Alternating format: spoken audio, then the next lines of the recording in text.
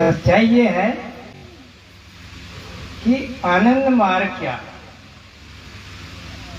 उसको आनंद मार्ग एक क्रांति है, उन्होंने कहा रिवोल्यूशन है। वो रिवोल्यूशन क्यों है? आनंद मार्ग एक आदर्श जीवन शैली है। आनंद मार्ग एक आदर्श मानव जीवन शैली है और इस धरती में जहाँ जहाँ भी इंसान बसते हैं उनके शारीरिक, मानसिक, आध्यात्मिक, सामाजिक, अर्थनैतिक और जीवन के हर पहलुओं में अगर उसका विकास करना है, उसको आगे बढ़ना है, तो आज तक ऐसा कोई दर्शन नहीं आया जो हर पहलू को स्पर्श करता है, और वो है आनंद मार्ग पहली बार। इसलिए इस जीवन दर्शन को जीवन के हर पहलू में उतारना है। जन्म जब होता है बच्चे का से लेकर उसकी मृत्यु और श्राद्ध तक का हर कार्यक्रम कैसे होना चाहिए और कैसे नहीं होना चाहिए, ये उसमें बताया गया है। जैसे हमारा ये कौन सा शास्त्र है? समाज शास्त्र है कि समाज के व्यक्ति को किस तरह से जीना है। नहाना है तो कैसे नहाना है, क्यों नहाना है, जीवन के हर पहलू के लिए एक सही स्पष्ट दिशा निर्देश है। ये हम सब जानते हैं। हाँ, भाव ये है कुछ लोग कर पाते हैं, कुछ लोग आलस में छोड़ देते हैं। ये मनुष्य की सबसे बड़ी संपत्ति आलस, उसको नहीं छोड़ना चाहता। अब वो जब तक उस संपत्ति को छोड़ेगा नहीं तो आगे कैसे बढ़ेगा। इसलिए आलस को छोड़कर चर्या डू और डोंट, क्या करना है क्या नहीं करना है, तो करना और नहीं करना को आप बार बार पढ़िए। भले सुवाई संग्रह वचनामृतम कान से सुन लीजिए, पर पढ़ने वाली चीज है चर्य और अचर्य, और यथा संभव पूरी ईमानदारी के साथ इस चर्य का पालन करना चाहिए। और आज नामकरण संस्कार का अवसर है, पहला चैप्टर चर्या का, तो नामकरण तो हर जगह होता है, उसी तरह से बर्थडे भी मनाया जाता है। तो नामकरण संस्कार की 2-3 विशेषताएं बताता हूँ मैं। जानते हैं आप, मैं कुछ बिंदुओं के रूप में संक्षेप में रखना चाहता हूँ।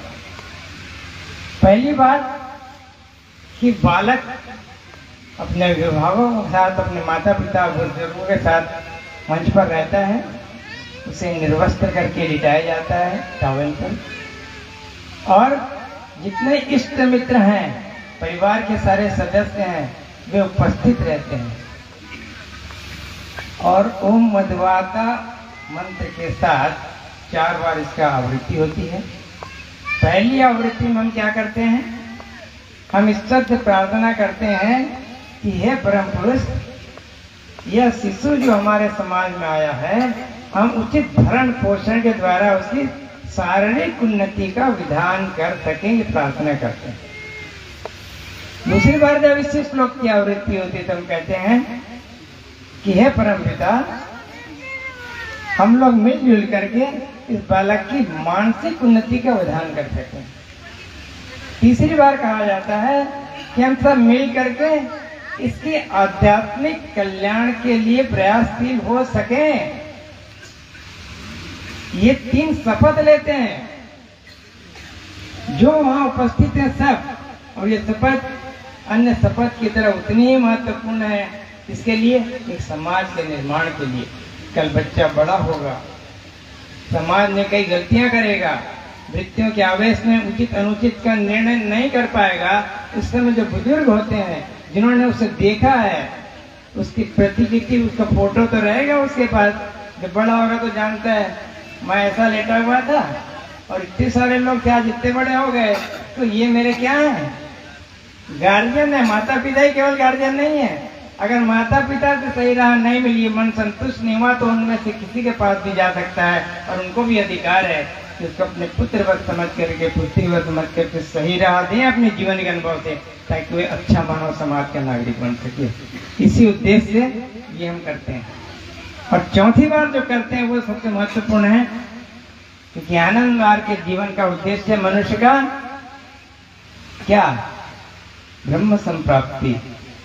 तो चौथी बार श्लोक पढ़ने के बाद कहा जाता है, हे परम पुरुष, तुम्हारी कृपा से हम इस बालक में तुम्हारा विकास देख सकें। ये बालक मेरा पुत्र या पुत्री नहीं है, ये तुम्हारी संतान है, मुझे ठेका मिला है इसको बड़ा करके अच्छा नागरिक बनाने का, इसलिए हम सब मिल करके इसमें इनको देखें। मैंने बाबा की उपस्थिति को महसूस करना है, माता पिता को खास तौर से। मेरा बाबू बड़ा मुन्ना नहीं करना है, उसका बाबू उसका मुन्ना। ठेका हमको दिया, ठेकेदारी दी है। जैसे आया आर्थिक खिला पिला के बढ़िया से चले जाती, बाद में जाकर बोलती मेरा पप्पू तो घर पर सोया हुआ है, तो ये तो किराया वाला था तो सबसे लिया तो कर दिया। तो हमें निर्लिप्त भाव से उस बालक के ऊपर बाबा का भाव आरोपित करें तो बोलते हैं क्या सर मुन्ना है ना, रात भर जगाते रहता है, ये परेशानी वो परेशानी।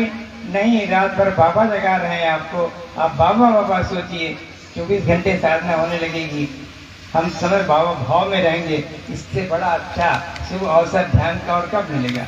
अब तो बाबा को छूने का भी मौका नहीं मिला होगा लोगों को, जिन्होंने बाबा को देखा नहीं, उनकी तो बात ही दूर है।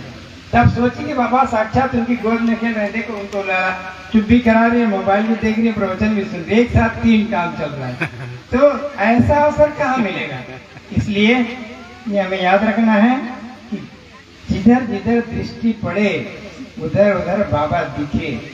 यह जब हम सोचने लग जाएंगे तो सेकंड लेसन है, केवल एक मंत्र मन में बोल दिया, सोच कुछ और रहे हैं तो कोई फर्क नहीं, कोई फायदा नहीं है ना। तो हर जगह तू ही तू है, ये लेकर के चलना है, तभी ये प्रेरणा देता है। और एक प्रश्न मैं जोड़ना चाहता हूँ, प्रासंगिक इसलिए है क्योंकि यहाँ सभी पुराने भक्तगण उपस्थित हैं। यहाँ एक प्रश्न आता है, अभी चर्याचर परिवर्तन कर दिया धोखे से, कि जब बालक जब लिटाया जाता है तो वहाँ शब्द था चर्याचर में कि बालक को निर्वस्त्र लिटाया जाएगा। इस पर लोगों ने आपत्ति नहीं की, भक्त लोग ओबीडियंट होते हैं, चलते आया, अभी तक लोग कर रहे हैं, है ना। मैं बात कर रहा था इनसे कि बालक को कैसे लिटाओगे, तो उन्होंने कहा कि तो हम तो कपड़े उतार कर लिटाते हैं। और कहीं बालिका हुई तो बोले फलाने की हुई थी, देखो बाजू में खड़ा है, बोले इसकी बालिका को ऐसे लिटाया गया था। तो ऐसा क्यों करते हैं आप, मैंने पूछा। उन्होंने चर्याचरण लिखा हुआ है। बिल्कुल सही बात है। तो प्रश्न कुछ लोगों ने मुझे किया था इस बीच कि दादा ये बड़े असभ्य बात है, चर्याचरण में ऐसा क्यों लिख दिया। मतलब सभ्यता का होश तुमको है, जब से कपड़ा पहनने लगे 10 साल के बाद, उसके पहले तुम भी ऐसे घूमते थे। इसलिए सभ्यता ऐसा नहीं होती है। सभ्यता it is symbol of civilization, और जहाँ अंधविश्वास है it is symbol of superstition. ये अंधविश्वास का स्थान नहीं है। इसलिए बाबा ने, मैं पढ़ रहा था कि तत्व प्रवेशिका में बाबा ने इसको स्पष्ट किया है, आप पढ़ सकते हैं कि बालक नग्न इसलिए रहेगा कि जब वो बड़ा होगा, इधर ध्यान दें प्लीज, जब वो बड़ा होगा वो यहीं आने वाले हैं। श्री कृष्ण यहाँ पर बैठिए, चिंता मत कीजिए, आप ही के लिए आ रहे हो। तो जब वो बड़ा होगा तब देखेगा कि सारे मेरे गार्जियन हैं, सबके प्रति उसका एक अपनापन का बोध रहेगा, और इसी से उसके सामाजिक कल्याण की रूपरेखा बनेगी। इन्हीं शब्दों के साथ आगमन होने वाले मिनी बाबा का हार्दिक स्वागत करते हुए मनसब को मंच पर आमंत्रित करता हूँ।